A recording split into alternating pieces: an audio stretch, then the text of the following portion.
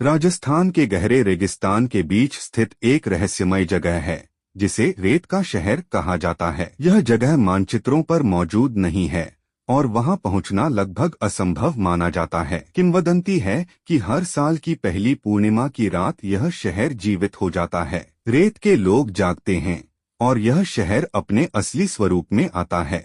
आरव पुरानी पुस्तकों में रेत का शहर के बारे में पढ़ता है और उसे यकीन हो जाता है कि यह जगह असली है।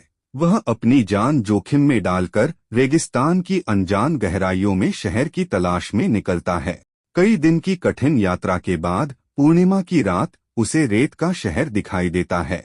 यह एक अद्भुत शहर है जिसकी इमारतें, गलियां और निवासी रेत से बने हैं। शहर में कदम रखते ही आरव की मुलाकात ज़ारा से होती है, जो उसे वहां के नियम समझाती है।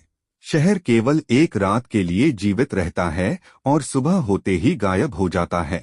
ज़ारा उसे बताती है कि शहर के निवासियों की आत्माएं एक श्राप के कारण रेत में बदल गई थीं। उन्हें एक ऐसे इंसान की जरूरत है जो उनका श्राप तोड़ सके। वृद्ध पुजारी आरव को बताता है कि श्राप को तोड़ने के लिए उसे अपनी सबसे कीमती चीज की बलि देनी होगी। आरव पहले यह समझ नहीं पाता, लेकिन ज़ारा से जुड़ने के बाद उसे एहसास होता है कि उसकी स्वतंत्रता उसकी सबसे कीमती चीज है।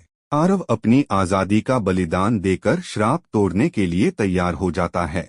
श्राप टूटते ही रेत का शहर एक बार फिर से असली शहर में बदल जाता है और उसके निवासी इंसान बन जाते हैं। लेकिन आरव के लिए वापसी का कोई रास्ता नहीं होता। वह शहर का अभिन्न हिस्सा बन जाता है। ज़ारा आरव के इस बलिदान से भावुक हो जाती है और उसे यकीन दिलाती है कि उसका नाम हमेशा शहर के इतिहास में अमर रहेगा। कहानी के अंत में रेत का शहर हमेशा के लिए उजागर हो जाता है और आरव वहां के निवासियों का मार्गदर्शक बन जाता है। यह कहानी त्याग, साहस और अपने लक्ष्य के प्रति समर्पण की शक्ति को दर्शाती है।